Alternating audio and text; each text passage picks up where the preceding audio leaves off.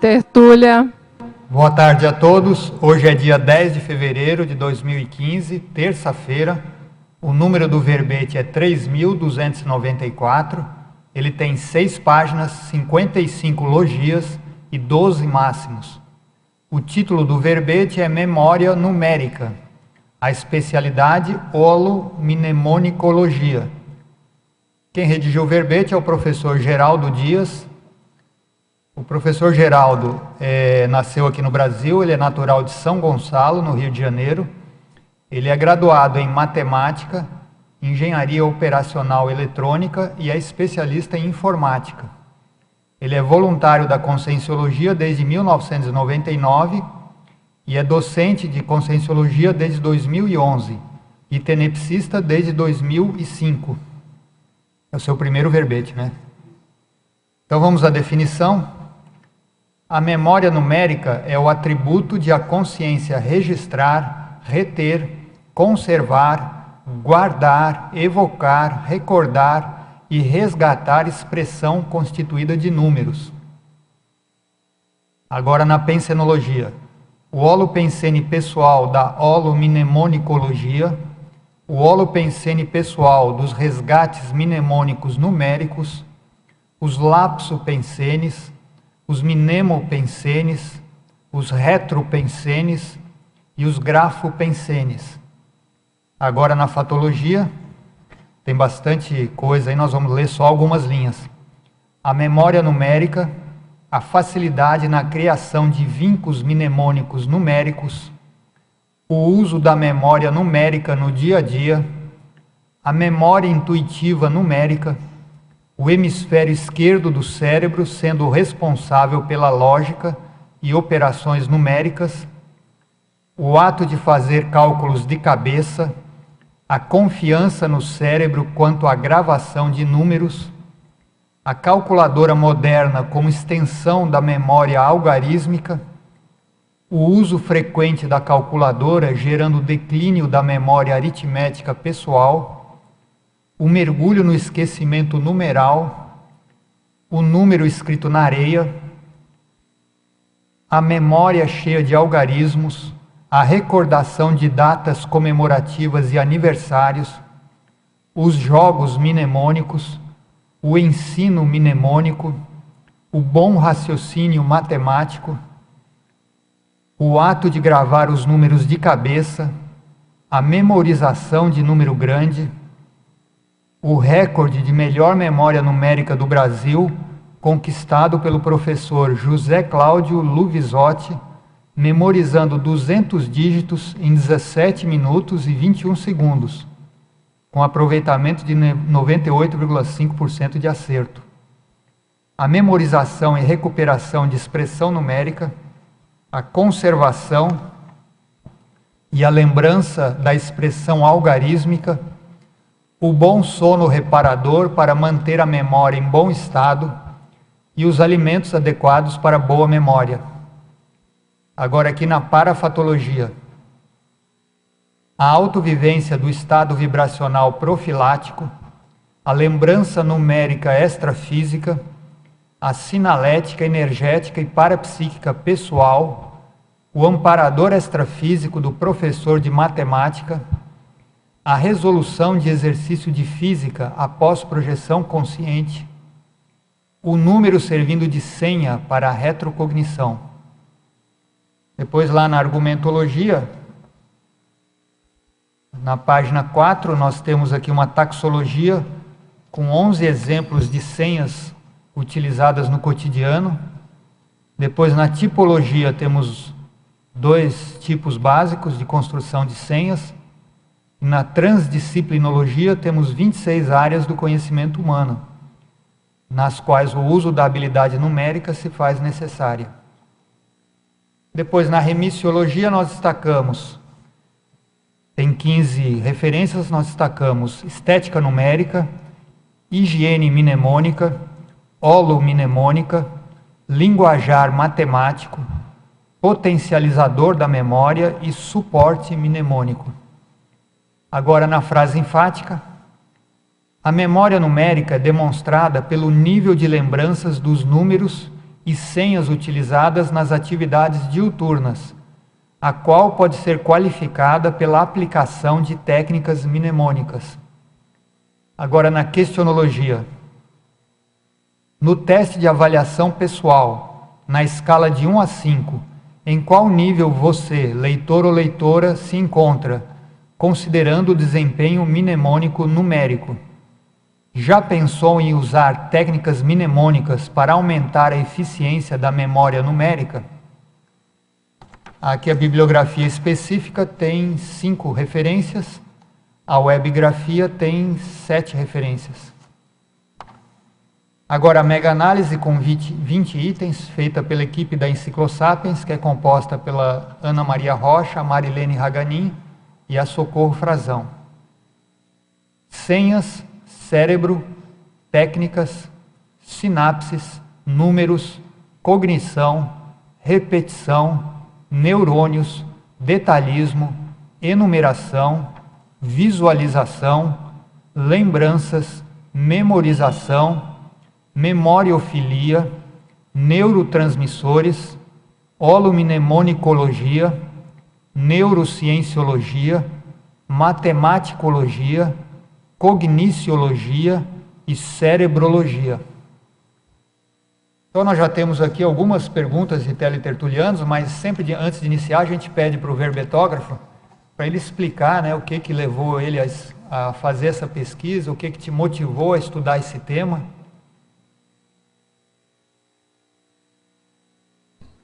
Quando eu fui dar os 3 verbetes, né, que tem na época, aqui há uns 2 anos atrás, mais ou menos, eu só tinha 2 temas. Faltava o terceiro. Eu falei assim, qual é o tema que eu vou escolher? Não sei o que eu vou escolher. Aí eu fiquei pensando, memória numérica. Aí eu botei. Mas o mais importante eram os outros 2 temas, que nem lembro mais qual é. E o Valdo escolheu esse, memória numérica. Assim, poxa, memória numérica, e agora? O que eu vou fazer com isso? Aí eu assim, eu já não tenho uma boa memória, né, para você comigo. Ele falou assim, como é que eu vou fazer? Bom, tem que fazer, né? Aí eu fiz até o curso na época, foi o primeiro que existiu, estudei lá, né? Comecei a fazer alguma coisa, eu não terminei, parei, tudo. Aí, esse ano, comecei de novo, não, vou terminar esse negócio, tem que terminar. Aí, eu tinha um livro que eu estava lendo, inclusive, até não trouxe, não está aqui. Pode mostrar aí para o pessoal. Não está aqui. Não está aí. Depois você mostra a bibliografia. Tá, já tem aqui.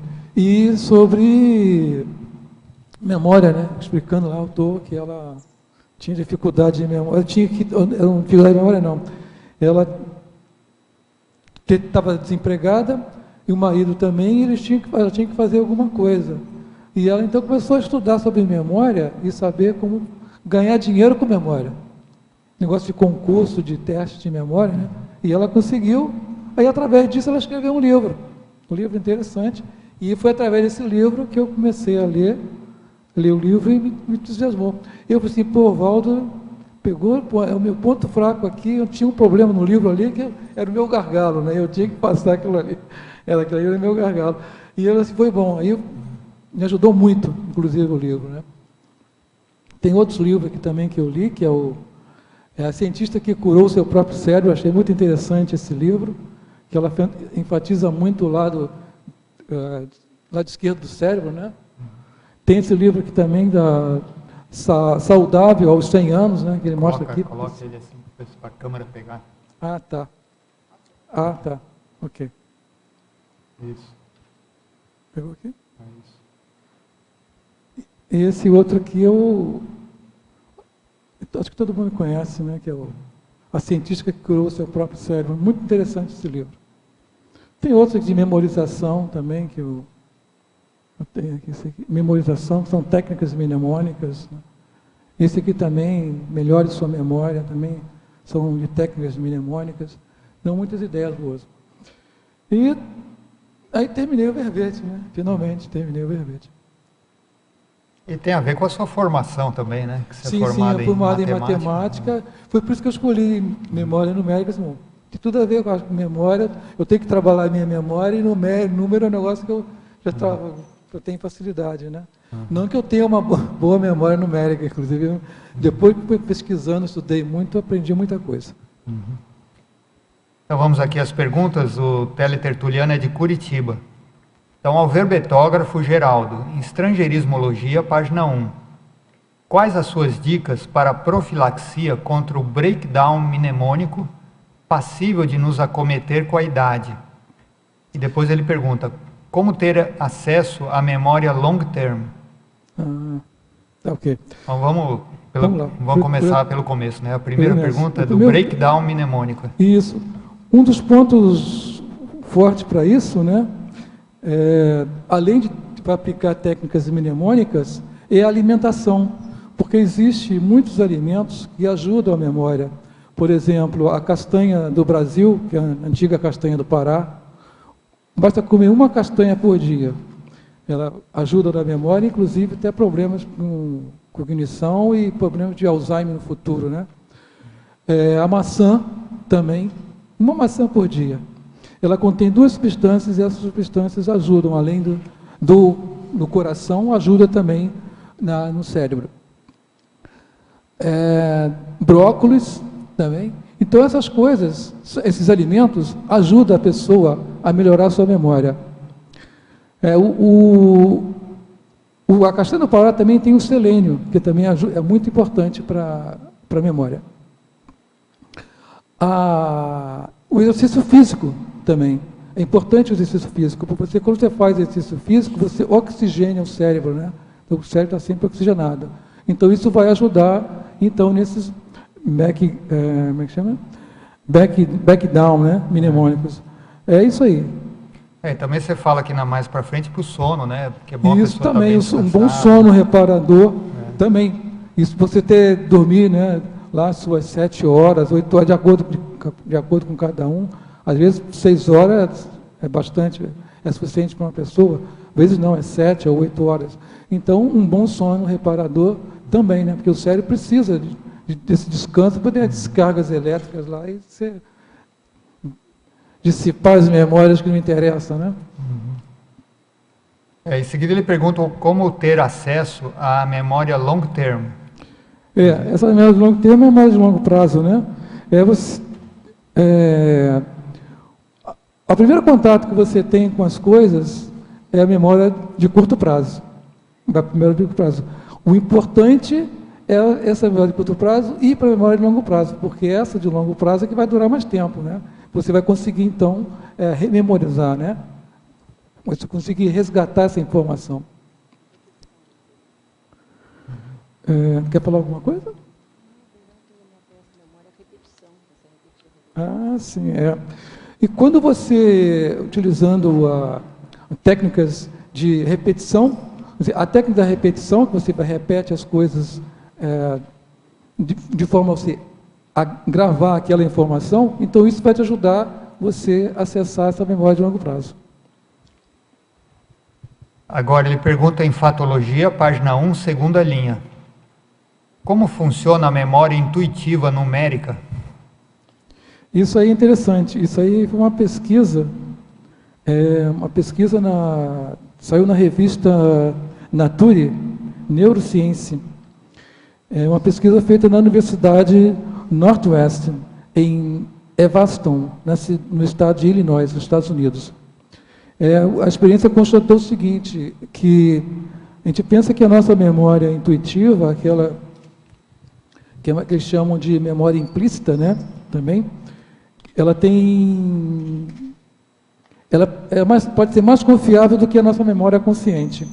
Porque no teste consistiu do seguinte, ele colocou uma lista de números, 3 números, né, assim, uma fileira, 3 números, na esquerda, do meio, na direita. E a pessoa tinha que concentrar nos números que apareciam no centro, e não se preocupar com os números que apareciam nas extremidades, na direita e na esquerda. Estavam afastadas, né? Mas então, ele focalizava sempre no número no centro, para que no final eles iam ser perguntados sobre esse número, mas em realidade não era. Era sobre os outros números, os maiores números. Teria que verificar quais foram os maiores números que eles viram. E a incidência dessa experiência que eles fizeram foi que a quantidade de acerto foi de 90%. Quer dizer, Eles perguntaram a ele sobre os números da esquerda e da direita, e não do centro, que eles estavam focalizando sempre no número que aparecia no centro. Isso mostra que o nosso cérebro, aliás, a vista, né, ela capta a informação, né? O cérebro captou aquela informação através da vista, mas você se concentrou naquela fila do meio, dos números que apareciam no meio. Mas o cérebro captou os outros também, porque a vista captou, né? Mas só que você não estava consciente. Então, isso que eles estão chamando, então, de memória intuitiva. Mas ele entender? Captou do meio também, ou não? Ele reteve? Sim, ele reteve os números do meio, porque a pergunta era... E ele reteve do meio e mais os outros. Sim, porque a vista... Porque a vista, ela tem um alcance, né? Você está, mesmo que você olhe um objeto que esteja... a visão periférica. Mas tem a visão periférica que ela capta. O cérebro capta informação. Então, está lá no cérebro da pessoa, né? Então, quando foram resgatar essa informação, eles conseguiram. E o acerto foi de 90%. Aí eles chamam, então, de memória intuitiva. Entendi. Agora, aqui em Fatologia, página 1, segunda linha de baixo para cima. Poderia nos explicar sobre o jogo Sudoku, enquanto lazer e exercício para o cérebro? Uhum. Isso aí é um joguinho de, não sei se vocês conhecem, ele é uma carreira de 9 números, na horizontal, na vertical e também na diagonal, né? E forma sempre em fileira assim, de 3, formando 9 números. 3 no meio, no centro, e da direita e na esquerda, na horizontal, na vertical. É pena que eu não tenho aqui o desenho aqui para mostrar a vocês. Mas então, são vários números e você tem que colocar, tem que completar esses quadros, né? Porque o quadro está incompleto, ele tem alguns números. E esses quadros estão incompletos. Você tem que colocar, a soma tem que dar 9. Você tem que botar números de forma que a soma dê 9. Então é um exercício de número, numérico mesmo, né? Agora uma teletertuliana do Rio de Janeiro. Ela pergunta ao verbetógrafo Geraldo. Tecnologia, página 2, primeira linha. Poderia explicar a técnica do exercício da memória? Técnica do exercício da memória.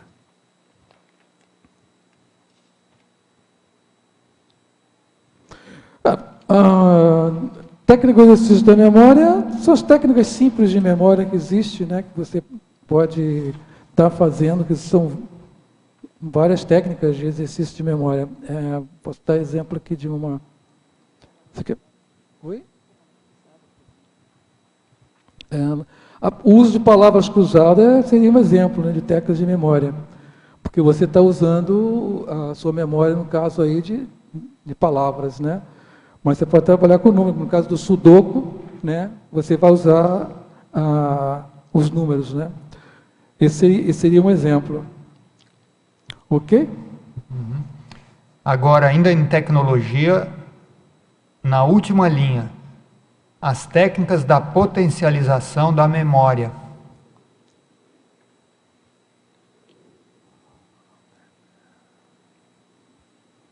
É técnica, está falando, né? A última linha da tecnologia, as técnicas da potencialização da memória. Isso. A técnica da potencialização da memória. E isso são técnicas que existem várias, né? Eu até trouxe alguns livros aqui. São várias técnicas que você pode estar usando para potencializar a sua memória. Vamos ver se eu dei aqui um exemplo.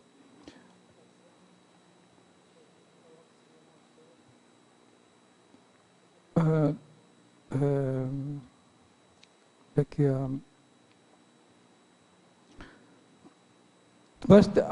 a técnica, por exemplo, da repetição, que você pode estar repetindo uma coisa que você quer gravar, então você lê aquilo várias vezes, você repete no sentido de gravar, a repetição leva à memorização. E também a leitura, você começa a ler assuntos relacionados àquilo que você quer memorizar. Então, aquilo vai te ajudar, então, a potencializar sua memória sobre aquele assunto. Isso aí é a técnica de potencialização de memória. Seria nesse sentido. A repetição é uma delas. No caso também de número, que nós até comentamos, quando o número é grande, uma técnica é subdividir, né, de 3 em 3 ou de 2 em 2. Isso é uma técnica para a memória de números grandes. Isso. Uma técnica, justamente, a memorização de que você quer um número grande, é o CPF, por exemplo, né? Ele já vem mesmo separado em 3, ele já vem até com os 3 pontinhos, né? Os pontinhos separando, né? E facilita na hora de você memorizar o CPF. A carteira de identidade, você pode separar ela em dois algarismos, o telefone também, né? São técnicas que você pode estar usando para potencializar sua memória, vai facilitar a memorização do número. Você repete aquilo, né, algumas vezes, e aquilo acaba sendo introjando no seu cérebro. Você não vai esquecer. E para as palavras também, existem técnicas de resumo, abreviação de palavras, como, por exemplo, o professor ensinou as conjunções subordinativas, com as primeiras palavras de cada uma das conjunções.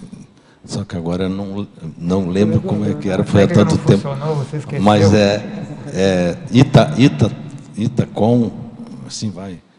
I é integrativa, com é conjuntiva, consecutiva.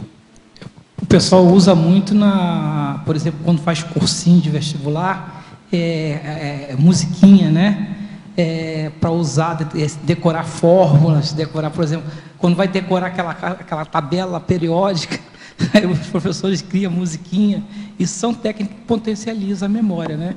Uma das coisas também que pode ser usado, né, o Geraldo já falou, é a da questão da oxigenação do cérebro. Você quer gravar uma coisa, você respira, oxigena bem o cérebro, e aí você consegue gravar mais, você abre, potencializa as sinapses, né? Tem também a técnica, eu coloquei aqui, né, que é a técnica da retenção numérica pela visualização repetitiva dos algarismos. Você quer gravar um número de um telefone, a pessoa te dá um número de telefone, você não tem número de anotar, então você repete aquele número visualizando, escrevendo esse número no ar, né? Imaginando você escrevendo ele, 9, 8, 5, 3, você repete 3 vezes, ou até mais, né? Então é uma forma de você, é uma técnica também, que facilita na hora de você gravar o número, ele fica repetido. Outra técnica também, que é muito usada, é você, vou dar um exemplo aqui, né? Por exemplo, você quer, alguém te convidou, uma pessoa te convidou para você comprar um bolo para aniversário, né? Você está no trabalho, assim. Mas você não quer esquecer. Então você usa a técnica da saturação mental e a emoção, né? Então você imagina você chegando na padaria, sentindo o cheiro daquele bolo, né? Você está vendo, está sentindo o cheiro, está vendo a pessoa que vai te atender, que você já conhece há muito tempo. Aquela, essa pessoa, né? Como é que vai? Né? Você faz aquela cena toda, o caminho todo para você chegar até a padaria, e depois você chegando com esse bolo, entregando para a pessoa lá que te solicitou. Isso é uma técnica. Então, depois você continua fazendo o seu trabalho. Na hora que você sair do seu trabalho, você vai conseguir memorizar, você vai lembrar daquele fato, porque você veio, uma emoção que veio junto com aquilo. Então, te ajuda também, é outra técnica que ajuda na memorização. Agora aqui ela pergunta, em neossinapsologia, página 2, primeira linha. De que maneira lidar com a ausência de neossinapses matemáticas para realizar cálculo numérico? Onde é mesmo? Falou? Na página 2, neossinapsologia. Está aqui. Tem lá ausência de neossinapses matemáticas para realizar cálculo numérico. Ela está perguntando como lidar com essa ausência. Essa ausência de neossinapses, né? Matemática. Estudar matemática, eu acho que não tem jeito mesmo. Porque eu lembro que na época, quando eu estudava matemática, e fazia os exercícios, tinham muitos exercícios, né? E a gente, estudante, não gosta muito de fazer exercício, né? Mas eu aprendi que quanto mais exercício você faz, né, mais você vai adquirindo a sinapse, porque um exercício ajuda o outro. Você tem uma dificuldade, você não para nessa dificuldade, vai adiante. Inclusive, na época de estudante de engenharia, um exercício de física, que eu engasguei no exercício de física, que eu fazia, refazia e não chegava ao resultado. Porque os livros, antigamente, não sei se de hoje não é assim, eles tinham, no final do livro, tinha a resposta, né, correta daquele exercício. E eu resolvi todos os exercícios, só faltava aquele. Eram 50 exercícios. Eu acertei os 49. E naqueles 50 eu não chegava. Eu fazia, refazia e não dava o resultado. Assim, pô, não é que eu estou errando. E eu não conseguia resolver aquilo. E foi através de uma projeção. Naquela época eu nem sabia que era isso, né? Eu sei que já estava cansado, eu já era de noite, só eu vou dormir, chega, não vou conseguir resolver. Amanhã eu falo, professor, essa aqui não deu para fazer, né? E fui dormir. De madrugada eu acordo com a resolução. Eu saio, eu sento na cadeira, na mesa, vou lá, escrevo, faço o exercício todo, e pô, está aqui o gargalo, era aqui, esse aqui que era o problema, eu consegui. Consegui, através... eu coloquei como projeção, que deve ter sido isso, né? Talvez a mente saturada, né? Naquela de querer resolver o exercício e não conseguir, e acabei resolvendo. Então, acho que para adquirir essa sinapse matemática, né? Neosinapse, você tem que refazer, não parar, né? Não vou conseguir, não. Vai tentando de novo. Começa com exercícios mais simples. Depois vai dificultando, porque os mais simples ajudam os mais difíceis. E você vai conseguindo resolver. E vai adquirindo sinapse. Acho que também existe muito tabu, né, no ensino de matemática. Isso, também. As próprias professoras, às vezes, do ensino fundamental, não estão preparadas para ensinar matemática. E elas mesmas já têm um tabu com a matemática, então na hora que elas vão transmitir, já cria essa barreira, né? Eu tive dificuldade quando eu era professor de matemática, porque eu passava os exercícios e os alunos, a maioria não fazia. Aí eu vou corrigir o exercício. Eu ia corrigir, eu ia fazer o exercício, porque ninguém tinha feito, né? Eu já sabia isso. Aí foi interessante que numa aula dessa, num exercício lá, aí uma aluna levantou e falou, professor, eu desmanchei aqui, o senhor fez o exercício ali, o senhor corrigiu e tal, mas eu refiz, mas não está dando o resultado seu aí. Aí eu falei assim, bom, de repente eu errei. Não, vamos verificar, né? Aí eu fui verificar, realmente eu tinha errado. Aí a turma toda assim, fez aquele voo, assim, não, para vocês, porque parabéns para ela, porque ela que fez isso, porque ninguém fez, ela pelo menos fez e acertou, o professor é que errou, mas o professor tem direito de errar, né? Porque ele não sabe tudo.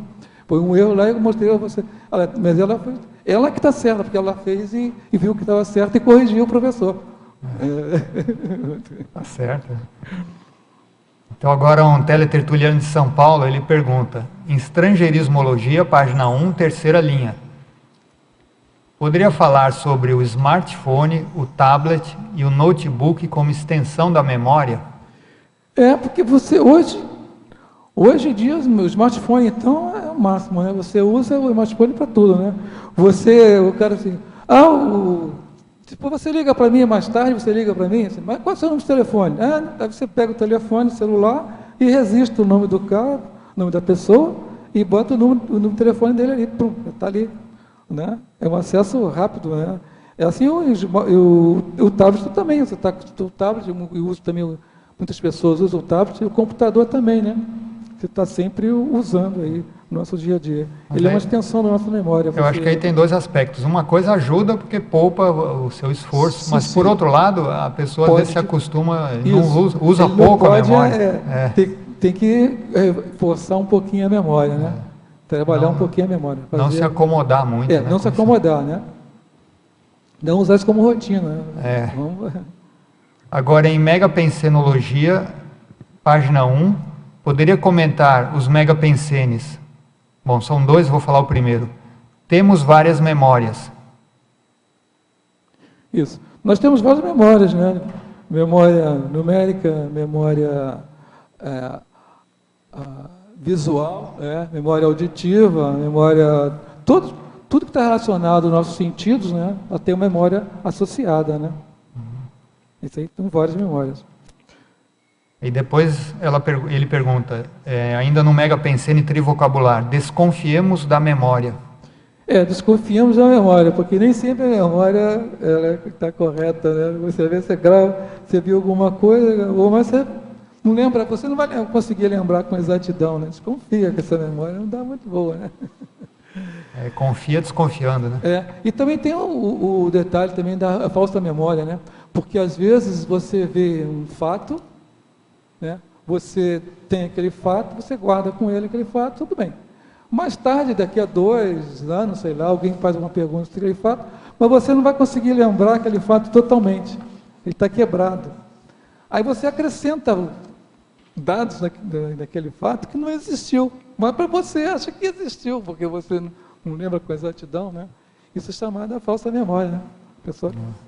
Isso é comum já na senilidade, né? Tem muitas pessoas também, senis que elas perdem a memória, mas elas acham que estão elaborando, né?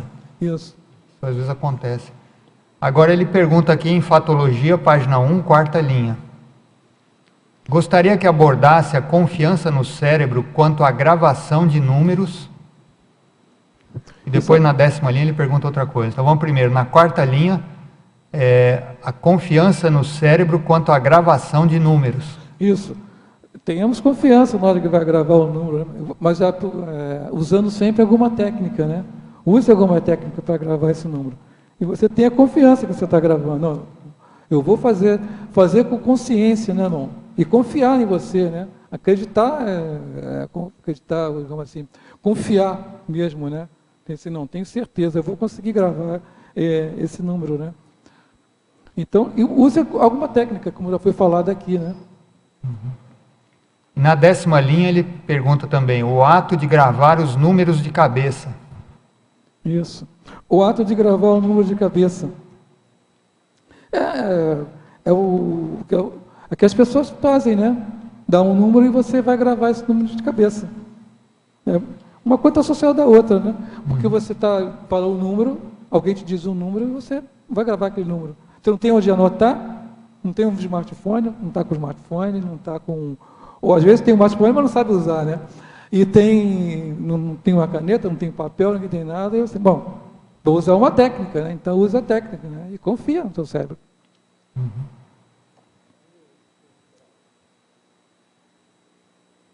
Oi. Tem a técnica do professor Valdo, o caderninho e a caneta. Sempre um papel e uma caneta no bolso. Essa técnica é infalível.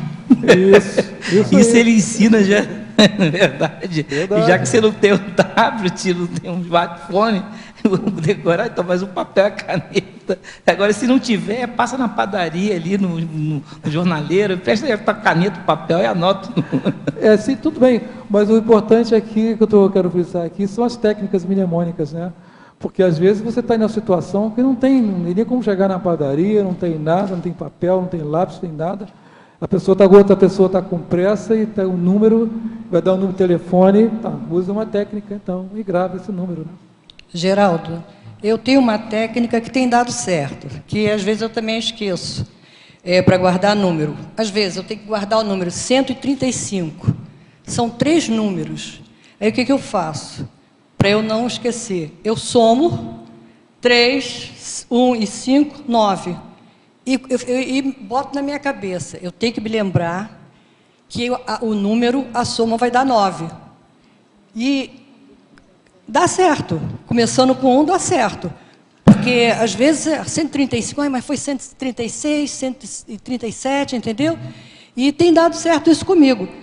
Não sei se dá certo com todos os números, mas que eu tenho ido por aí e que, às vezes, também me falta essa sinapse para lembrar de tudo. As técnicas, existem várias, né? Tem as técnicas pessoais de cada um acaba arrumando um jeito de gravar, né? Tem gente que pega número, nós temos um amigo aqui, né? O Cef, ele já falou isso. Você quer falar, Cef? Você não? Eu consigo memorizar os números não em ordem sequencial. Vamos supor que nós temos 10, 15 algarismos. Então, começa 1, 3, tá. Eu não consigo assim, 1, 3. Eu consigo, vamos supor, 13, pega lá no final, 15, 12, 11, 13, um de cada lado. Um da esquerda, um da direita. Um da esquerda até fechar. Para mim é muito mais fácil. Então, e é mais complicado. Eu tenho a impressão que para outras pessoas seja complicado. Então, é uma técnica pessoal para ele. Funciona, assim como para você, essa funciona. Então, cada um pode adquirir uma técnica. Né? Será que essas técnicas, tanto da Cida quanto do Youssef, são porque você, para guardar, você faz todo um raciocínio? Sim. E é isso que acaba fixando, né? Fixando mais, ajuda. Eu também, às vezes, quero gravar um número, eu faço isso. Eu posso, às vezes, dependendo do número, como ele está arrumado, aí eu vejo, por exemplo, 6, 3, 2. Ah, bom, 6, 3 com 2 dá 6. Eu já sei qual é o número, já gravei. 6, 3, 2. É uma forma que você, rapidinho, eu olho assim, vejo o número e vejo, bom, eu posso usar essa técnica. 6, 3, 2. Já sei qual é o número. O número da sua casa, da rua onde você mora lá, 632.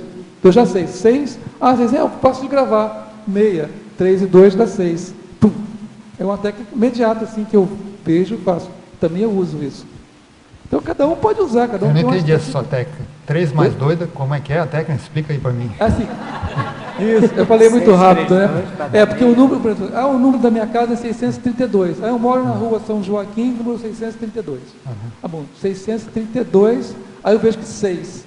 Depois vem 3 e 2. Certo. É que 3 mais 2 é 5, eu uso a né? multiplicação. Você multiplicou 3 por 2, deu 3 vezes 2, 6. 3 vezes 2, 6. Bom. 3 vezes 2, 6. Então, eu já sei qual é o número. Então, já gravei uma técnica que imediata eu vejo assim, às vezes é soma, às vezes eu uso a soma, às vezes a subtração, dependendo do que for, né? A forma que mais que facilita, né? Acho que é mais aquilo que a Fernanda falou, né? O raciocínio que você faz é que fixa, né? Também, ajuda. Esse raciocínio ajuda você a memorizar, né? A mim, eu estou aqui, baixinho. O Cef estava falando da técnica dele, né? Eu não sei se eu entendi mais ou menos, mas será porque você tem facilidade, porque é árabe, né? Muçulmano, libanês, aí lê da direita para a esquerda e fala português, de esquerda para a direita? Será que tem alguma coisa nesse sentido? Não, eu tenho a impressão que não, porque eu não escrevo o árabe, então eu tenho a impressão... não, também não. Então eu não aprendi, então eu tenho a impressão que não. A mim, eu quero fazer uma pergunta aqui. Geraldo, eu tenho 3 perguntas, tá? A primeira é na página 2, dentro disso que estava falando de árabe, raciocínio, né? Eu queria saber, assim, na parafatologia, você fala do número servindo de senha para retrocognição. Assim, qual a sua casuística pessoal, né? Se você tem um número que serviu de senha para sua retrocognição, e se esse número é uma data, como que é isso, assim? Isso aqui foi uma sugestão, né, no estudo lá, trabalhando. Porque você não coloca assim, algum número, assim, alguma coisa, né, relacionada com a retrocognição? Assim, eu achei a ideia boa. Eu não tenho esse número, né, mas é interessante, que deve ser interessante, uma pessoa, né, que está projetado, se projeta, e ele acessa um número que vai trazer para ele uma retrocognição. Eu não tenho essa experiência, não tenho essa vivência. Tá. Não, que eu ia coloquei comentar. só como para eu ia comentar daquele número do professor Valdo, né? Sim, sim. Que é aí o pode 11, ser. Mas é que não é uma data específica, né? Então eu queria saber se você tinha a mesma experiência para saber como mapear isso, o que isso significa, né? Enfim. Sim, sim. Eu não sei. Eu sei que, por exemplo, o Pedro, lá no curso dele, ele tem um curso sobre retrosenha pessoal. Não sei se já fez. E a retrosenha, no fim, ele analisa lá 3 aspectos, né? E você faz uma interseção e você chega numa palavra. Então, a palavra serve como retrosenha. Agora é uma hipótese. Se uma palavra pode servir como retrosenha, provavelmente o número também deve poder. O número também servir como retrosenha. Tá. A segunda pergunta é sobre na página 5, sobre aquela transdisciplinologia, né? Você lista lá uma série de digamos, áreas do conhecimento humano que precisa o uso da habilidade numérica. Eu queria que você comentasse o item 24, psicologia. Psicologia. A psicologia, aí tem vários exemplos que eles usam, né? Em estatística, utilizando dentro da psicologia. Aí você precisa de conhecimento de número, né? De matemática. Seriam, assim, áreas mais específicas da psicologia que mexem com estatística? Sim, mexem com estatística, essas coisas. Aí a pessoa tem que ter esse conhecimento de matemática, né? Tá. A minha outra pergunta é na página 2 novamente, na sinergismologia. Você coloca lá a ausência parcial ou total do autossinergismo cognitivo provocada pelo acidente vascular cerebral. Você pode explicar um pouco mais? Isso aqui, a ideia eu tirei desse livro, né, da autora, né, a cientista que curou o seu próprio cérebro, né? Então, como ela lesionou a parte esquerda do seu cérebro, né, ela então sentiu dificuldade de colocar as coisas em sequência, ler o número. Inclusive, foi difícil a beça ela conseguir ligar para o médico dela, um amigo dela, que ela conhecia, ela tinha um número, e ela tinha vários cartões, ela não conseguia pegar direito os cartões, primeiro que o braço não estava funcionando direito, né? E o braço dela que estava funcionando, ela conseguia pegar, mas não conseguia. E digitar o número também do telefone foi dificílimo para ela, porque justamente esse lado do cérebro está relacionado com o número, a matemática, a numeração, o raciocínio numérico, o raciocínio sequencial. Tá, só para fechar, então, você pode comentar o primeiro item da webgrafia, neurotransmissão transcraniana? Aonde? Na página 6, webgrafia, o primeiro item, neurotransmissão transcraniana. Neurotransmissão transcraniana. Isso. A pena que eu não trouxe aqui. Eu sei o que você está falando. Uma espécie de telepatia? Não, não é telepatia. A pena que eu não trouxe aqui. Tem que entrar no site para ver, é que eu não lembro. É que eu não tenho essa exatidão assim como eu lembro, mas é relacionado a alguma coisa com a neurociência, né? E trabalhando na área do cérebro com relação com os números. Mas eu não lembro aqui com exatidão, porque pena que eu não trouxe aqui. Que eu ia te mostrar com detalhe, uma pena. Mas acessando o site, acessando esse site, você vai ter essa informação com mais detalhe. Infelizmente eu não tenho. Eu não lembro agora aqui. Obrigada. Ok. Na página 2, parafatologia. Eu queria saber ali a questão da lembrança numérica extrafísica. Assim, eu queria saber se você, por ser professor de matemática, se isso é uma questão assim recorrente para você, porque você satura mais a mente, né, com o estudo. Onde você está falando aqui? É o segundo item, a lembrança numérica extrafísica. A lembrança numérica extrafísica. Isso, né? Como você está sempre, como você mesmo colocou, né? Está sempre sua mente saturada. Isso na época, quando era professor de matemática, né? Estava sempre saturado a mente com exercício, preparar exercício, corrigir prova, corrigir exercício, essas coisas. Isso, lembrança numérica extrafísica. Isso leva, né? Você está projetado, ajuda. Eu tive uma experiência bem interessante na TENEPS, que foi assim a visualização de vários números aleatórios e a partir do momento, e eles se movimentavam, né? E eles acabavam mudando de posição e a partir daquela visualização da nova posição deles, eu tive uma compreensão da questão do ângulo extrafísico e do ângulo, né, a interpretação dos fatos pelo ângulo intrafísico, nós enquanto cossim, e das consciex, né? Então foi bem interessante porque à medida que eu ia vendo aquele quadro, eu tive uma informação, né? Eu tirei um conteúdo só visualizando números, né? Eu achei bem interessante, né? Que a gente estava falando da questão da senha, mas também né, a representação, o conteúdo que pode trazer um número, né? Achei bem interessante. E eu queria saber ali também, o próximo item ali, a correlação que você fez com a sinalética energética parapsíquica. A sinalética energética parapsíquica, porque você... um número que pode estar... Eu não tenho, eu coloquei porque eu achei que é possível, né? Você ter uma sinalética e para esse pessoal e esteja relacionada com o número. Você tem o número, pessoal, como no caso do Valdo, ele tem um 11, né? Eu não sei se mais alguém tem mais alguma coisa. Eu já ouvi falar também outra pessoa, aí, um artista aí que tem o número 12, né? Que para ele tem um significado. Então eu acho que o número pode, ele vê esse número e passa a ser uma sinalética para ele, para a psique, quando ele vê aquele número. Geraldo, mais uma questão na página 4, na questão da culturologia. A cultura da atualização cognitiva, na página 4. Página 4. No item cultura, a cultura da atualização cognitiva. A cultura da atualização cognitiva.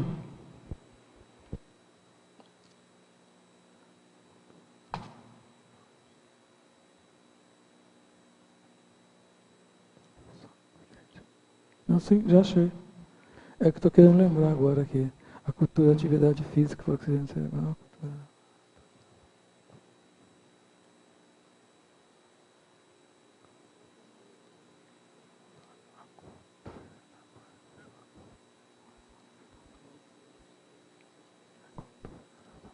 Isso. A cultura da atualização cognitiva são as leituras, né, que a gente pode estar fazendo relacionado a qualquer tipo de conhecimento, mas no caso do número de memória, nós vamos trabalhar com técnicas mnemônicas, né? Você está adquirindo conhecimento de técnicas através da mnemonicologia. Nesse sentido. Oi. Geraldo, eu queria fazer uma pergunta nisso que a Fernanda disse em parafatologia, na questão da lembrança numérica extrafísica. Se você já parou para pensar, esses grandes cientistas, né, como Albert Einstein, Stephen Hawking, Galileu Galilei, se esses avanços da ciência se dariam por essas experiências extrafísicas e eles conseguir trazer para o intrafísico essas, né, essas informações, né, da matemática, essas equações tão complexas, será que seria por causa disso? Seria uma hipótese? Eu acredito que sim, né? Porque a pessoa fica tão saturada, envolvida naquele processo, na pesquisa dele, né? Ele acaba tendo projeção, né? Tendo contato com amparadores, né? E acaba tendo a solução do problema, e quando ele volta, ele acaba escrevendo, né? Como foi um exemplo lá do exercício de física, né? Então, acho que é isso. Você começa a ficar tão saturado o negócio, você acaba entrando em contato com outras pessoas, né? Que tem que estar no mesmo...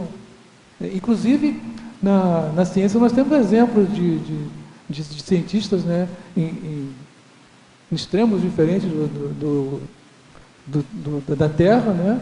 E pesquisando coisas semelhantes. E nenhum tinha um contato um com o outro, né? E acabam,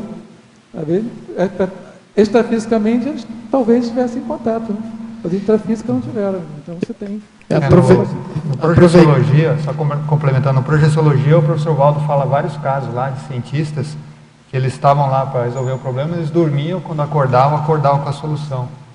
Um deles que eu me lembro foi a fórmula do benzeno, o Kekulé, que ele acordou já com a fórmula, né? Aquela disposição lá que ele não conseguia dispor, né? Os átomos do carbono, ele conseguiu fazer. Só dentro de uma questão dessa aí também, que você pode aprofundar e fazer essa exaustação também, parapsíquica, é você também começar a fazer um rapport com o amparador técnico nisso. Então, ele tira você do corpo, tá? Estou fazendo como autoexemplo. Teria uma prova de fisiologia.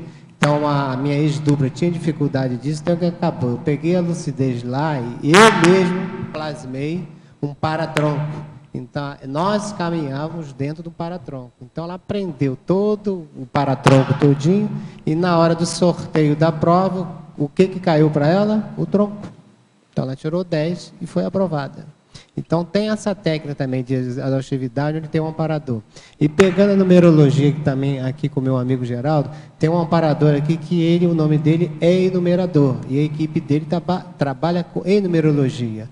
Aonde eu comecei a acessar também, eu trabalhei no dicionário de neologismo com datação. É a questão de você fixar as datas, por exemplo, eu acessei a Conscienciologia no dia 20 de agosto de 1994. Aí em 2005, quando eu vim morar aqui definitivamente, a Lourdes, né, a Maria de Lourdes me convidou para o dicionário. Aí no dia que ela me convidou, eu falei, Lourdes, que dia é hoje? Hoje é dia 20, mas 20 de quê? De agosto. Então já rememorizei o quê? 20 de agosto de 94 para 2005. Então qual foi o título dessa primeira palestra? 20 de agosto de 94, que era Projeciologia e Terminologia. E você está dentro do dicionário de neologismo, quer dizer, são neologismo, projeciologia e o neologismo. Então, você vê quanto tempo que é a necessidade de você gravar e registrar também, que é a questão do caderno também, você registrar ali, que na hora que o fato vem, está gravado na sua aula memória, então você traz aquilo ali à tona também. Então, uma das ferramentas também é a gente estudar extrafisicamente.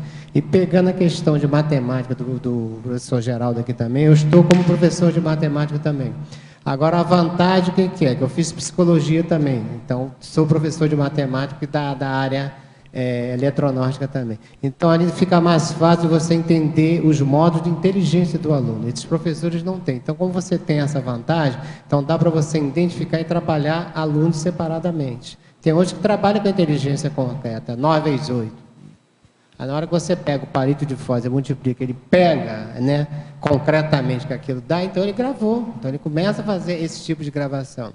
Então a gente tem que começar a acessar e trabalhar com a realidade do aluno. Não é a minha realidade, é a realidade dele, naquele momento dali. Então acho que a gente está passando a transformação dentro do ensino, é a gente saber ouvir o aluno também. E a questão também do homo sapiens reurbanizado que está aí. Na hora que você está ali, você tem essa visão, você começa a aprofundar, entender mais essa consciência que está recém-chegada ali também, a respeitar o momento evolutivo dela, né? Então, essa é uma das técnicas também que a gente pode ser usada aí também. Mas parabéns, Geraldo, meu amigo, pelo verbete. Obrigado. Vamos continuando aqui, em Fatologia, página 1, quinta linha. Gostaria que elucidasse o uso frequente da calculadora gerando declínio da memória aritmética pessoal. Você começa a usar a calculadora para fazer tudo quanto é cálculo, né? Você acaba esquecendo como se faz um cálculo de cabeça, né? Nós perguntamos um número, vamos fazer um cálculo de cabeça, você não vai lembrar, você não sabe mais. Você usa tanta calculadora que você vai esquecer, você não sabe mais usar a cabeça. Por isso que dá o declínio, né? A pessoa acaba usando a calculadora para fazer todos os cálculos, acaba se declinando. Agora você acha que nas escolas, você acha que é bom usar a calculadora com os alunos ou não? Eu acho que ela pode ser usada, mas o importante é trabalhar os alunos fazendo o cálculo de cabeça. Né? Numa prova, que vai fazer a prova, né, que facilita, ajuda, vai fazer um concurso, acho que não pode, né, mas devia usar que ajuda. Mas uma prova, né, o aluno fazer uma prova, é bom ter a calculadora. Né? Mas os alunos que estão iniciando, né, já para as primeiras séries, não devem usar a calculadora. Agora, os alunos mais maduros, né, já podem usar a calculadora. Mas, nesse sentido, vai fazer uma prova, ajuda porque acelera o processo. Né? Mas fazer cálculo de cabeça, ele é importante justamente para essa memória aritmética nossa. Né? Então, agora ele pergunta em Parafatologia, página 2, segunda linha. O que se pode falar sobre o amparador extrafísico do professor de matemática? Isso. Na hora que você está dando uma aula, um professor de matemática, né, ele está dando a aula e ele está assim, preocupado no ensino correto, né, com os alunos, e ajuda o amparador, amparador extrafísico, aquela consciência técnica e matemática, vai estar auxiliando ali, justamente nas suas sinapses matemáticas, né, na hora da aula. Inclusive, na época, quando eu era professor de matemática, eu lembro que tinha um colega que dizia assim: Geraldo, dá qualquer coisa, o importante é no final dar uma nota lá qualquer e no final a gente receber o nosso salário. Eu disse, caramba, que coisa, como é que o cara pensa dessa forma? Quer dizer, que tipo de amparo ele vai ter, né, se ele tem esse tipo de pensamento? Eu fiquei quieto, não falei nada nessa época, nem conhecia conscienciologia, né? Eu falei assim, eu acho que isso não é correto. Eu quero ensinar matemática, quero que os alunos aprendam matemática e não enganar, né? Então, acho que quando você está disposto, né, disponível a fazer uma assistência, um amparo chega, né? Qualquer área que seja, qualquer área de informação que seja, que você está disponível a fazer uma assistência, você vai ter amparo. Aqui você já falou, mas vamos comentar de novo. Ele pergunta em Fatologia, página 2, segunda linha. Gostaria que citasse os alimentos adequados para a memória. Isso já foi falado, mas a gente pode repetir, né? São vários tipos, né, memória. A maçã, que eu já tinha falado, né? Basta comer uma maçã por dia, você nunca vai ter Alzheimer. E também castanha do Brasil, que é a antiga castanha do Pará, né? Ela também, basta comer uma castanha do Pará. Ela contém o selênio, né, que é importante para justamente evitar o envelhecimento cerebral. Temos o brócolis. Temos também outra fruta que eu não falei aqui, que é o morango. O morango também ajuda na memória. O peixe também tem, por causa do ômega 3, né? A linhaça, eu não tinha colocado aqui, a linhaça também, além da ômega 3, tem a ômega 6. Agora, tem alimentos que prejudicam, por exemplo, chocolate, gordura, tem algum estudo sobre isso? Cerveja não é bom, evita. Geraldo, também tem a nozes, né? Que você não falou. O vinho é bom, o ruim do vinho é o álcool. Eu, para substituir isso, eu uso suco de uva, eu tomo suco de uva, eu não tomo vinho. Sim. Tem uma pergunta aí. Pode... Não, eu estava só completando com nozes, que até ela parece um cérebro, né? Também, nozes também. A nozes também é bom para o cérebro. É um desenho do cérebro. Até o brócolis também tem um desenho assim, aquelas flores, né, parece o cérebro, né? Porque as nozes é a mesma família da castanha, né? Oleaginosas, castanhas, né? Amêndoas, nozes. Amêndoas, nozes, tudo isso ajuda. Tem a gordura boa, né? Fala. Geraldo, aqui na Fatologia, na 7ª linha, de cima para baixo, me chamou a atenção um contexto aqui, os números no limbo. Você poderia explicar? Isso me chamou muita atenção, não entendi o que você quis dizer com isso. E depois, na 12ª linha, de cima para baixo, a enumeração de 16.110 dígitos do número π. Você podia ampliar, por favor? Tá. Primeiro é o número limbo. Limbo porque você fica lixo, né? É o número jogado no lixo, você não quer esquecer. É aquela coisa que você quer esquecer, não quer lembrar mais. É o número que você... Digamos que é o número de um celular, eu tive isso. O número de celular que eu tinha, antigo, que eu usei muitos anos, quando estava no Rio, mas naquela época você não podia mudar, né, de número. Era do Vivo, e eu depois passei a ser TIM, passei a ser Oi, tive que abandonar o número. Então, joguei aquele número no limbo. Joguei o número no lixo. É esse sentido. É para você esquecer, não quer lembrar mais, né? Isso daqui, numeração, é um jovem, né? Vê que é de 1983, é um jovem. Ele tinha facilidade com uma numeração, estudou muito técnicas, né, de mnemônica, né? Ele conseguiu memorizar 16.110 dígitos do número π. Não sei se vocês conhecem o número π, né? Que é o 3,14 e alguma coisa mais depois, que eu não lembro mais. 3,14. Porque como professor de matemática, na física e na engenharia também, a gente usava muito isso, principalmente na engenharia, né? A gente usava muito na área de física, exercício de física, matemática e cálculo, a gente usa muito o π, né? A gente arredondava, 3,14. Mas ele é enorme. Ele é um número que não tem fim, é infinito, esse número. Ele conseguiu memorizar 16.110 dígitos, já imaginou, né? 3,147960241, sei lá. Eu estou chutando aqui, né? Então, ele conseguiu memorizar isso na sequência certinho. Ele teve... esse ele teve o erro, ele sem nenhuma margem de erro. Ele foi 100% de acerto. O outro que foi.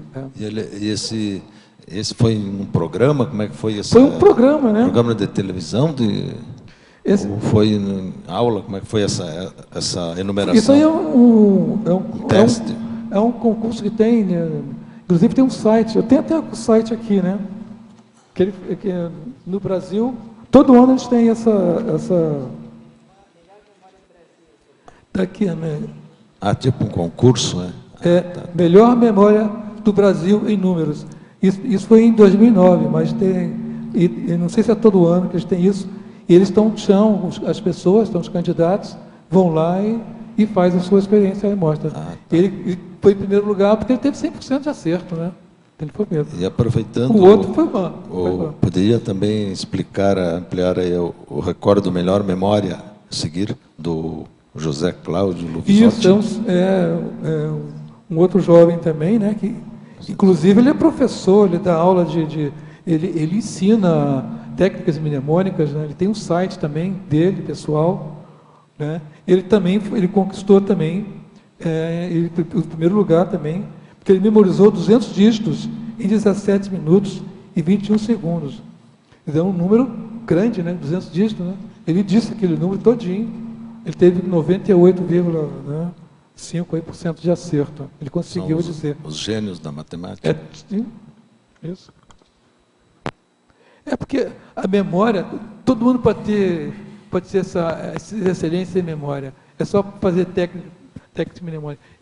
Os livros falam isso, mas inclusive um livro fala ainda. Ninguém é bom em memória ou mal em memória. Se a pessoa começar a praticar, ela vai ser excelente, vai ter uma excelente memória. É só usar técnicas mnemônicas. Então vamos lá, em Codigologia, página 2. Codigologia, página 2. Poderia esclarecer o uso do código Munge para criação de senhas seguras? Isso eu ia até falar aqui. O código Munge, tem até aqui uma referência aqui no site, que eu encontrei isso na internet, né? Fico pesquisando, porque eu uso um código meu de senha, eu não vou dizer aqui, porque senão vão saber como é que é, né? Mas o código Munge pode ser um código pessoal, de qualquer um. O importante é você colocar, por exemplo, você pode, por exemplo, escrever uma frase, por exemplo, eu fui à casa de Maria, é um exemplo. Eu pego as primeiras letras da palavra, da frase, né, e boto uma data, 2015, por exemplo. Eu fui à festa de Maria, então F, fui, a casa, A, C, casa, D, Maria, M, aí 2015. Então eu botei. E mistura letras minúsculas e maiúsculas. Você tem uma senha.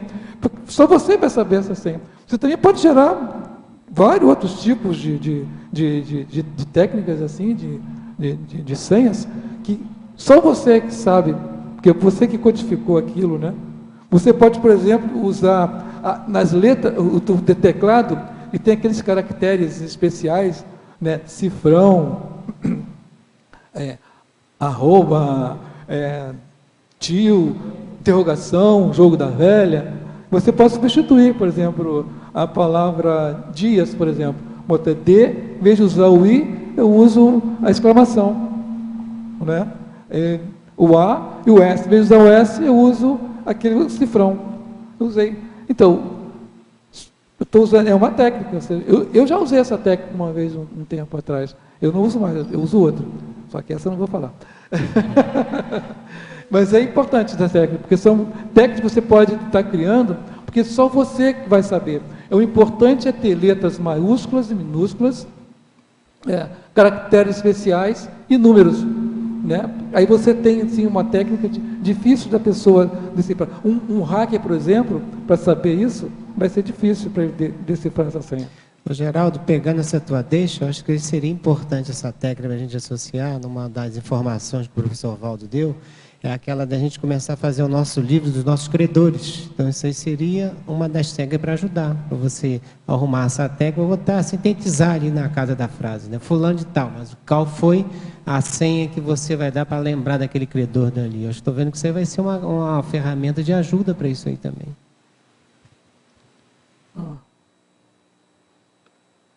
Podemos continuar, então, agora em Teoriologia, página 2, segunda linha.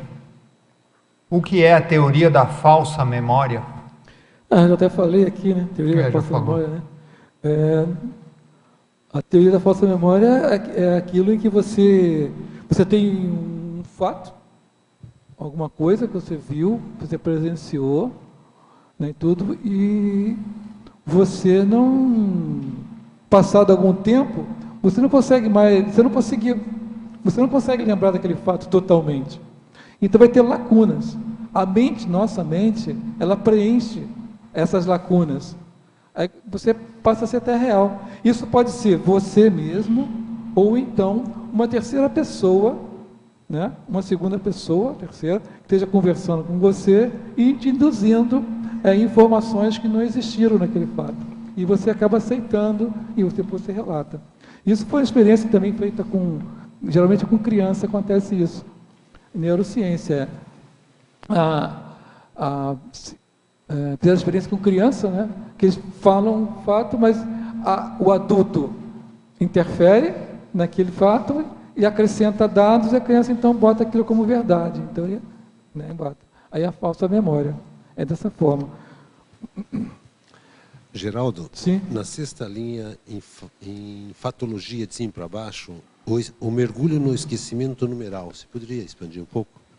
Como é que é o negócio? Sexta linha, de cima para baixo. De cima para baixo. 1, 2, 3, 4, 5, 6.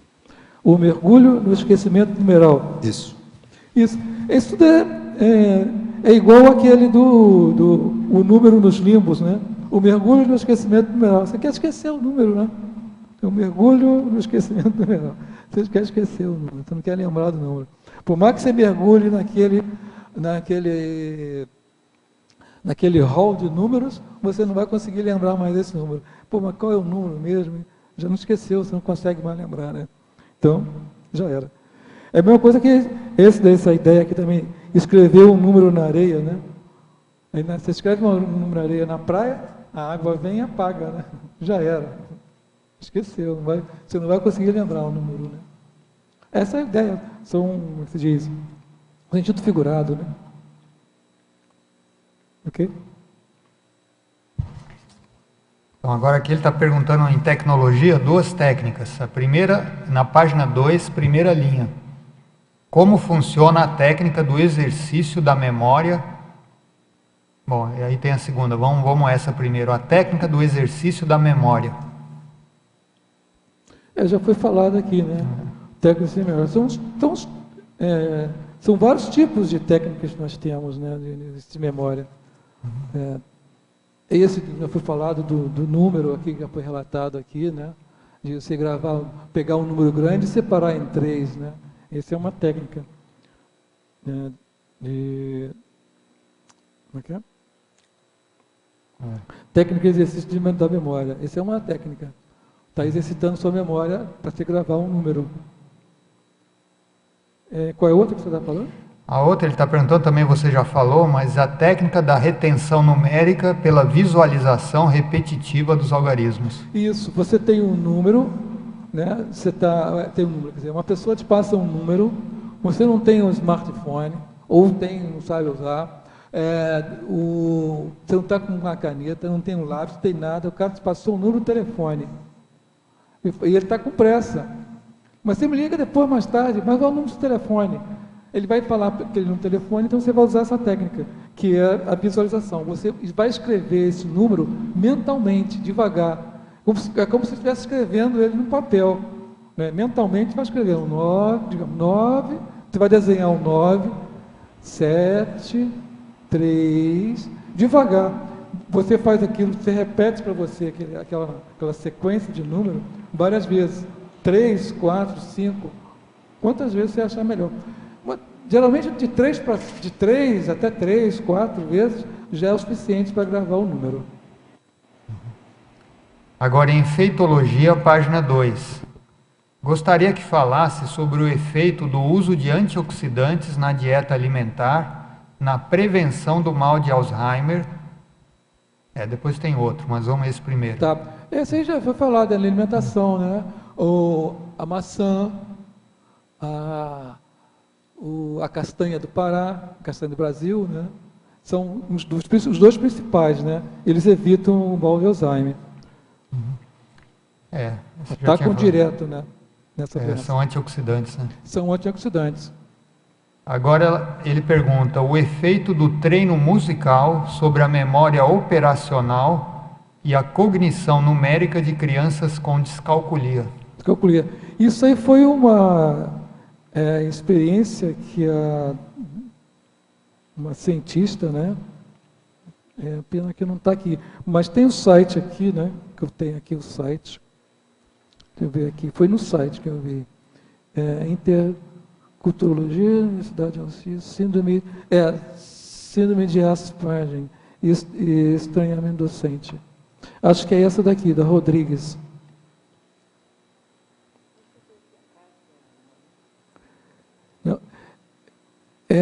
Não, mas não é, mas ela está aqui mesmo, a Rodrigues. Essa Rita de Cássia Morim Cássio Rodrigues. Essa daí, se você entrar nesse site, você vai ter mais detalhe, mas ela utilizou música, né? E a música, ela está, se você for as partituras, as músicas, quando você escreve lá, ela tem, é separado por número, né? São sete notas musicais, né? Aí você tem coisa. Então, através da música, ela ajudou os alunos com dificuldade, né, a aprender matemática, usando a música. Se você usar o site, você vai ter com mais detalhes, mas é isso aí. O básico é isso.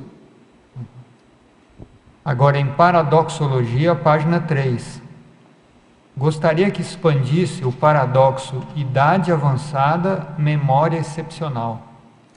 Isso, idade avançada, memória excepcional, é isso? Isso. Tá. É o seguinte, esse livro aqui, ó, Saudável aos 100 anos. Foi daqui que eu tirei essa ideia. Porque, apesar da pessoa estar idosa, mas se ela praticar exercício físico e se alimentar adequadamente, né, ela vai ter uma boa memória, até os 100 anos de idade ou até mais, né? Exercício físico e boa alimentação.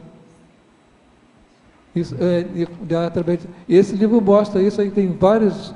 Ele visitou, se não me engano, parece 6 ilhas espalhadas no planeta Terra, onde as pessoas vivem, são ilhas ou então aldeias, lugares assim, bem afastados, onde as pessoas vivem com bastante idade, porque a alimentação deles é frutas, legumes, peixes, eles comem carne muito pouco e não comem enlatados, pouquíssimos, embutidos, as coisas todas. Então eles comem comida saudável. Então, por eles ter esse hábito alimentar e terem prática esportiva, eles tinham boas memórias. Eles faziam perguntas, respondiam com uma facilidade, né? Apesar de estar com a idade. Então, por isso que eu botei esse tema aí. Ele quer fazer uma pergunta? Não. Ah, tá. Ok. Sindromologia, na página 3, você poderia ampliar todas essas síndromes, né, de Asperger, síndrome de aproxia, a síndrome do X frágil, a síndrome de Prader-Willi. Isso. Todos eles, o que é? Não conheço nenhum. Tá. Isso aí foi a Thelma Regina de França Russo, é uma professora, né? Ela tem um mestrado dela, ela defendeu na Universidade Federal do Rio Grande do Sul. Ela foi defender essa tese dela, que ela fez um trabalho com os alunos com dificuldades na matemática, e vou dar uma lida aqui em você, a dificuldade da matemática e nos mostra que nem toda a dificuldade de aprendizagem matemática é originada da mesma maneira. Aí a gente fala aqui que a síndrome do X frágil e a síndrome do Peter William, né? Então, ela vai mais adiante, estou quebrando aqui o texto, mas é isso. Os dados foram obtidos a partir de análise documental, observações em sala de aula e no espaço escolar e aplicação de tarefas para investigação do censo numérico, dos princípios e procedimentos de contagem e da recuperação de fatos aditivos da memória. Os resultados obtidos indicam que os sujeitos pesquisados apresentam lentidão no processo de aprendizagem, especialmente na construção dos princípios da contagem numérica, falhas no desenvolvimento do censo numérico e não utilizam recuperação dos fatos advindos da memória. Eles tinham dificuldade nisso. Então, em colocar esses alunos junto com outros normais, fica difícil para eles. Eles têm que ser...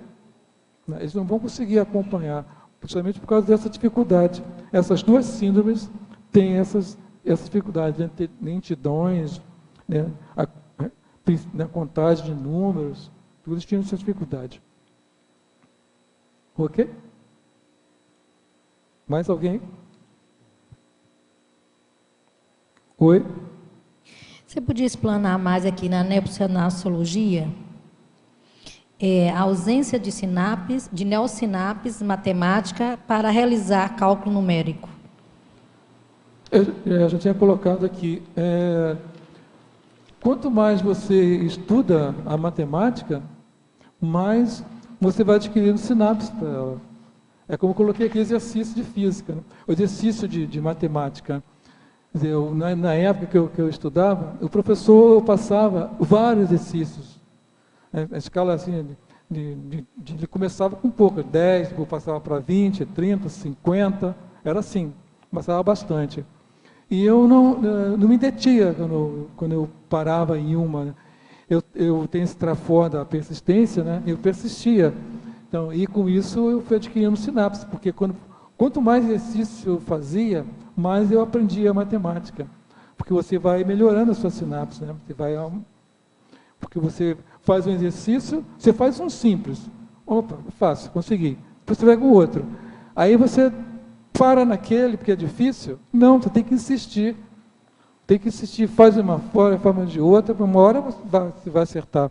Porque você vai, então, adquirindo sinapse matemática, através do exercício físico. Isso é a experiência minha.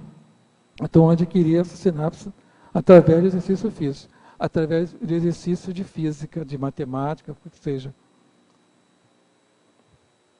Ok? Nada.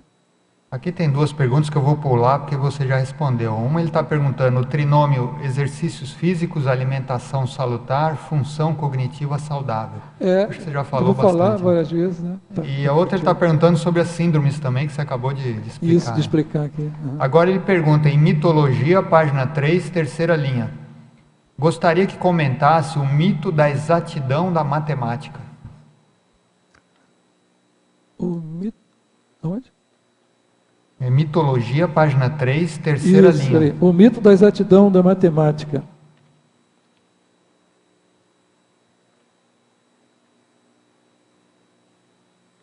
Isso, o mito da exatidão da matemática. Dizer que a matemática é exata para tudo, né? Esse é o... Acho que nesse sentido aqui, se não me engano, foi isso. Até estou querendo lembrar aqui como é que foi isso, como é que eu coloquei isso aqui. É o mito da exatidão da matemática. Isso. Acho que é isso mesmo. É o mito da exatidão da matemática, a matemática não é exata para tudo, porque não existe resposta exata para tudo na matemática. É nesse sentido. Porque é o mito que a matemática é exata, não é exata para tudo. É nesse sentido. Mesmo porque na prática, por exemplo, você não pode fazer uma medida exata, né? Isso, você vai medida exata. Medir um comprimento, um médio dá 1,5 metro, o outro dá 1,51 m. Isso, inclusive os metros não são exatos, né? Não existe, porque na realidade não existe perfeição, né? A perfeição não existe, né? A gente tem que chegar próximo a alguma coisa mais exata, mas ela não é. Aqui também ele está perguntando uma coisa que você já falou, se você quiser comentar rapidamente, mas ele está perguntando de novo sobre a memória intuitiva numérica. Isso, já foi respondida, né, que foi uma experiência feita na faculdade lá em Illinois, né, no estado de Illinois, nos Estados Unidos, na universidade, em que ele estava pesquisando a memória intuitiva, a gente chamava de memória intuitiva, que ela é muito mais exata do que as pessoas pensam que é na memória consciente. A memória que a gente usa normalmente para que dirige um carro, ou você escovar um dente, né, fazer qualquer ato consciente, né? Então essa memória intuitiva, ela tem muita precisão. E nessa experiência que eles fizeram foi justamente com isso, com os números. Fizeram com objetos também, mas eu focalizei mais os números. Eles colocaram uma carreira assim, uma fileira, né? Da esquerda, no centro e na direita. E foi pedido para que eles focalizassem o número do centro, só o número do centro. Seriam feitas perguntas a eles sobre os números que estavam no centro. Mas, na realidade, não era essa a questão. Depois, no final, eles fizeram perguntas sobre os números que estavam ou da esquerda ou da direita. Que eles nem focalizaram. Eles focalizaram só o número do centro. Eles estavam bem afastados, né? Estavam bem afastados os números. E eles giravam os números giravam, cada hora era um número. Eles tinham então que memorizar os números do centro. Depois fizeram a pergunta para eles quais foram os maiores números que eles viram na esquerda e na direita. E a precisão foi de 90%, quer dizer. Então essa memória, que é chamada memória intuitiva, é tão precisa quanto a consciente. Essa que é a Você queria questão. Perguntar? Não. Então vamos lá. Aqui também você já falou rapidamente. Ele está perguntando para que você comentasse a resolução de exercício de física após projeção consciente. Isso, já contei. Foi o exercício que eu estava. Uma bateria de exercícios, era 50 exercícios, né, de física. Eu resolvi 49, faltava um. Eu fazia, refazia e não conseguia chegar à resposta, porque no final do livro tinha a resposta lá, né? E eu não conseguia chegar àquele resultado. Eu já estava cansado, disse, vou dormir. Aí eu fui dormir. Aí de madrugada, mais ou menos 3 horas da manhã, eu acordei com a resolução. Eu perdi tempo, né? Sentei na cadeira, na mesa lá e botei aquilo que eu tinha resolvido durante a projeção. Quer dizer, naquela época eu não conhecia sobre isso. Hoje eu coloco dessa forma, porque foi a única coisa que eu achei, né? Acho que minha mente estava tão saturada naquilo que eu fui dormir e acabei resolvendo ela no extrafísico, né? Agora uma teletertuliana de Belo Horizonte. Então, professor Geraldo, em binomiologia, página 2, poderia explicar o binômio carga emocional, fixação mnemônica? A carga emocional, fixação, eu até tenho um exemplo aqui mais ou menos, né? Mas você sabe que toda a carga emocional, qualquer emoção, né, associada a alguma coisa, você tem facilidade de gravar. Então, você pode, uma carga emocional de alguma coisa que acontece, né, aquilo vai acionar a sua memória. Então, você consegue memorizar com facilidade, trazendo a emoção. É nesse sentido. Agora ela pergunta em legislogia, página 3, poderia explicar as leis da matemática? Legislogia. As leis da matemática. São várias leis, né, da matemática. Inclusive tem leis que até, inclusive por isso que ela não é exata, né? Que a matemática não é exata. Tem até leis que nem chega a ser lei, é princípio, né? Que não consegue ter o princípio do ponto, né? O ponto, a reta. Não são precisas as leis da matemática. São várias leis da matemática. Vamos ver se eu lembro de alguma aqui.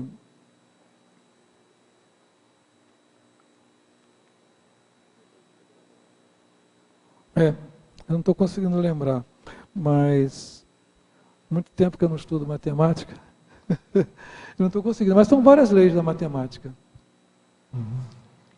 Então vamos lá, agora uma teletertuliana de São Paulo, ela está perguntando, em Principiologia, página 2, terceira linha. Poderia explicar o princípio da incerteza? O princípio da incerteza, porque o princípio da incerteza, porque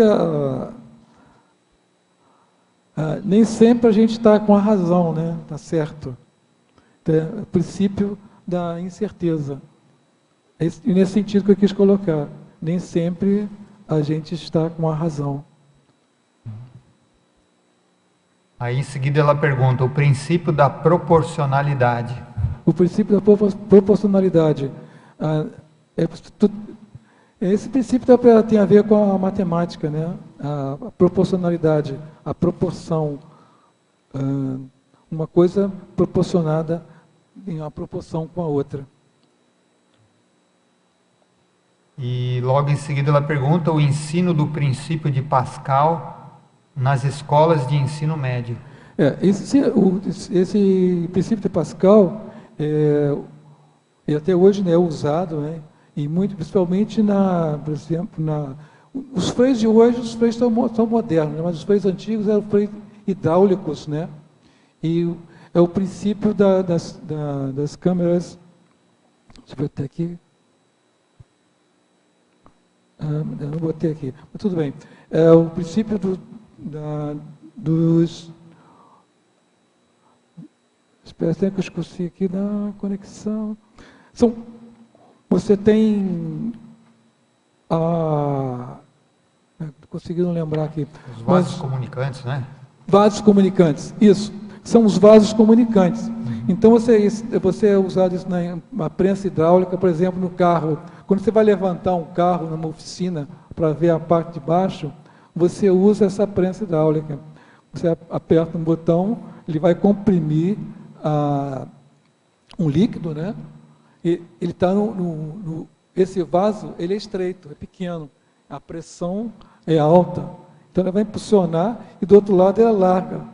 E vai então suspender o veículo, o êmbolo, né, do outro lado, né? Uma pressão pequena suspende um êmbolo do outro lado. Então esse era o princípio de Pascal, que é usado até hoje. E ele é ensinado nas escolas de física e tudo. Agora em Principiologia, página 2, segunda linha. Relacionar o princípio de escrever para não esquecer com o tema do verbete. Isso, escrever para não esquecer. Escrever é um número, né? Você dá, no caso aqui específico, para um número, né? Nosso tema é memória numérica. Você vai escrever para não esquecer. Escreve o número, você vai anotar o número para não esquecer. É o princípio de escrever para não esquecer. E você também pode usar isso como técnica, né? Você vai escrever várias vezes esse número, vai repetir ele, né? Vai repetir. Nessa repetição, você, além de escrever, você vai falar, e falando, você vai estar, então, na sua audição, né? Você está falando, está ouvindo, está vendo, está escrevendo. É uma técnica também que você pode estar, então, memorizando o número. Agora ela pergunta, o verbete relaciona-se apenas com o cérebro ou também houve estudo quanto ao paracérebro? Ele é mais com o cérebro, né? Eu não focalizei o paracérebro, porque também até é difícil de encontrar alguma coisa sobre o paracérebro que não tem, né? É difícil, não vai encontrar, né? O cérebro a gente já não entende direito, né? O cérebro já não tem muita coisa, como o professor Ami está colocando, né? A gente já não entende direito o nosso cérebro. Muita coisa tem ainda para descobrir, né? Você vê a cientista ali, ela descobriu coisas que ela, inclusive, quando teve a experiência, é que ela entendeu o que os seus pacientes passavam, que ela não entendia. Quando ela passou pela experiência, ela entendeu como é que funcionava os seus pacientes. Então ela começou a tratar os pacientes de outra maneira, de outra forma. Ela compreendeu o que é, que ela sofreu na pele, né?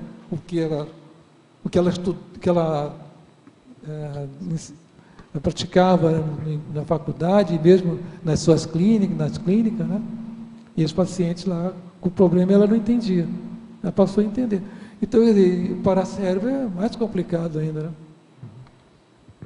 Geraldo, você pode falar na politicologia, na página 3, sobre o método de pontuação na democracia pura?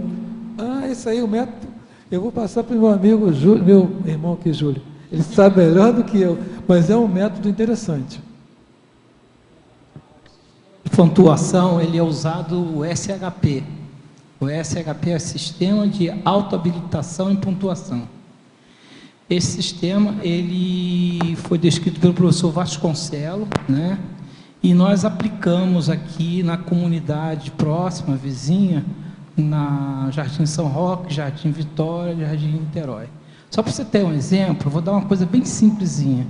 Por exemplo, numa comunidade, quando eu cheguei para falar sobre democracia, sobre oligarquia, então eu sugeri para uma família que estava próxima, né? Tinha mais de 150 pessoas na plateia.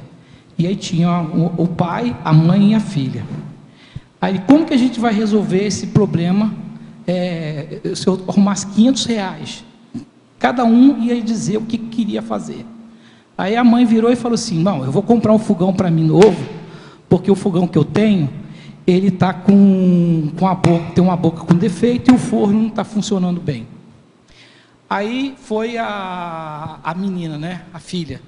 Eu vou comprar um armário novo, porque simplesmente as minhas amigas chegam para dormir e não tem onde guardar as coisas. E o pai falou assim: não, eu vou comprar um aparelho de som para ajeitar o meu carro. Tá? E aí, o que aconteceu? Eu dei a devolutiva para a plateia. Nós estamos com impasse. E cada um quer uma coisa. Pelo sistema de democracia pura, pelo sistema SHP, a gente vai resolver esse problema. De tal forma. Aí, cada um preencheu um formulário, onde cada um dava nota de 1 a 5. O mais relevante era a nota 5, o menos relevante era a nota 1. E tinha as notas intermediárias, que agora eu não lembro a forma de pontuação, mas você daria de nota de 1 a 5. Aí a mãe pontuou. Para o fogão, ela deu nota 5. Para o armário da filha dela, ela deu nota 3. E para o carro do marido, né, melhorar o carro, ela deu nota 1. Porque ela achava totalmente desnecessário, o carro estava funcionando, para que você vai querer som, né? E aí foi a vez da filha pontuar. Aí a filha pontuou. Para o fogão, ela deu nota 4 para a mãe, porque as amiguinhas dela vão chegar, tem que ter comida, né? Para o armário, que era o dela, ela deu nota 5. Para o carro, ela deu nota 1. Por quê? Porque ela tinha um problema, um conflito com o pai, né? Então ela deu nota 1. E aí chegou a vez do pai pontuar. O pai deu nota 5 para o carro dele. Para a esposa, ele deu nota 4 para o fogão, porque afinal, vai fazer uma comida melhor para ele, chega do trabalho, né? Deu nota 4. E para a filha, ele deu nota 1, porque ele já tem uma desavença com a filha, né? Então ele deu nota 1. Na somatória, aí é que está a coisa da somatória. Na somatória, o que deu? Quem que pontuou mais? Foi o fogão. Então, aí eu novamente dei a devolutiva para a comunidade. Bom, pessoal, como é que hoje é resolvida essa situação? De que forma que é resolvido? Aí todo mundo, lógico, é o pai que vai resolver, ele que é o dono da casa, ele que é o chefe, ele pega o dinheiro e diz aonde vai ser aplicado o dinheiro. Então, isso é oligarquia. É uma pessoa decidindo pela maioria. E na democracia pura, o que ficou decidido? Todo mundo votou e todo mundo concordou que o fogão é o mais prioritário. Então, é mais ou menos assim, é o sistema de pontuação. Tá? E isso, eu dou um exemplo bem simplesinho, mas nós fomos usando em outros exemplos. Na comunidade, a gente chegou a aplicar, e lá a comunidade escolheu 29 solicitações que a comunidade precisava, dessas 29 pontuações, chegou a 10, que hoje já foi o posto de saúde, está sendo construído, a creche já foi aprovada, que um sistema de pontuação ficou hospital, foi posto de saúde, creche, aí a academia de idoso, a escola estadual, quer dizer, então tudo isso foi pontuado, tá certo? Obrigada.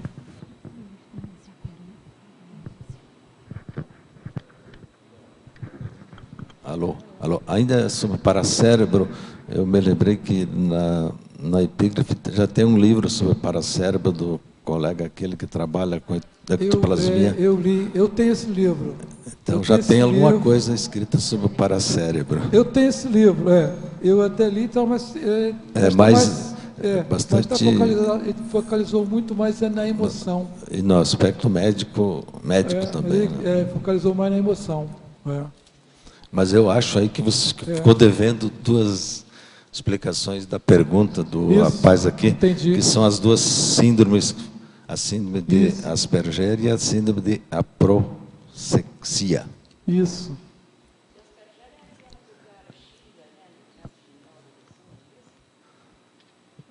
Não, eu não me lembro como é que é. Eu sei, perguntei porque... Eu não aprofundei nesse sentido, eu estava querendo ver mais negócio com os números, né? E eles têm dificuldade com somar número, memorização, acessar a memória, essa é a dificuldade deles. Agora, como é o comportamento deles, eu não focalizei isso, né? Não entrei nesse detalhe. Mas é muito citada essa síndrome em outros verbetes. E a outra, aproxexia, é a falta de alguma coisa? Falta de alguma coisa. Aproxexia é falta de concentração. A Concentração. pessoa não consegue se concentrar, ela tem dispersão crônica. Isso, tem dispersão, não concentra, né? É isso aí. Mais alguma coisa? Mais alguma? A mim, eu só queria comentar que a síndrome de Asperger é assim, chamada de espectro autista, né? Que são, assim, não é só a pessoa que é autista, existe uma gradação, assim, dentro desse quadro, e aí acho que o Asperger seria o lado mais leve, assim, do autismo. E também se tem aquele mito, né? Acho que não sei se é um mito, mas de que os autistas eles são super gênios e têm essa facilidade com, sim, são gênios matemáticos, né? Então acho que tem relação com isso.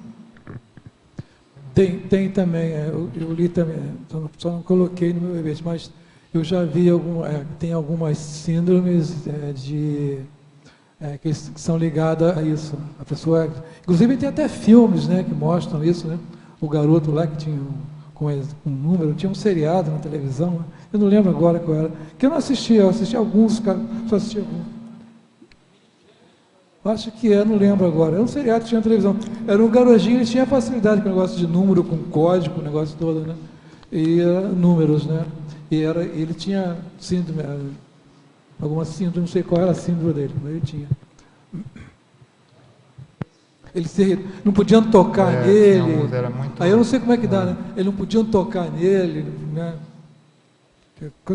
Tem aquele tem um filme, Uma Mente Brilhante, né, que ele...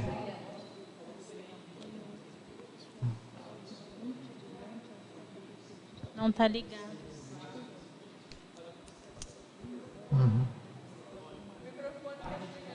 Está sem som. O Valdo falou na mini tertúlia sobre a ressoma do EM, né? Por causa da estrutura, né, fisiológica, a estrutura do psicossoma, né, que é o psicossoma que molda o soma, né? Então a estrutura do psicossoma do EM é diferente da nossa estrutura. Então tanto que o pai e a mãe foram pessoas bem fortes, grandes, né? Teve que se ressomar na Finlândia, que é um outro tipo de estrutura, né? E possivelmente ele poderá ter como criança uma série de agravações, ele não sabe, tem como hipótese, problema de respiração. Você lembra que o Valdo, quando, né, ele tinha a visão dele é mais aguçada, pode ser que ele nasça com algumas deficiências, ele não sabe, entendeu? Agora, a Finlândia é o maior exemplo de educação, né? É a melhor educação do planeta. Nos últimos anos eles estavam em primeiro lugar, só que na última foi eles ficaram em segundo e a China em primeiro. Mas normalmente os índices de educação deles são altíssimos. Ele tem um sistema lá que é fora de série, que coloca um professor e 4 tutores. Para cada 10 alunos existe um tutor. É impressionante mesmo. Agora, fala. Geraldo, com relação à senha, a tipologia aqui, você fala aqui das 2 modalidades de de senhas, a alfanumérica e a numérica. Isso. Será que é uma diferença na questão de memorização? Ou é igual para qualquer uma das dois tipos de senha? Será que será mais fácil lembrar uma senha somente alfabética ou numérica, ou alfanumérica complica? Sim. O ideal é alfanumérica, né? Mas só que tem sites que não aceitam, né? Só aceita números. Aí você tem que botar número. Mas a maioria dos lugares que você solicita a senha, você pode colocar alfanumérica. Inclusive, você pode usar até caracteres especiais, né? Não alfabéticos. Mas tem lugares que não aceitam caracteres especiais. Mas só em você colocar letras maiúsculas e minúsculas e com número, já é uma boa senha.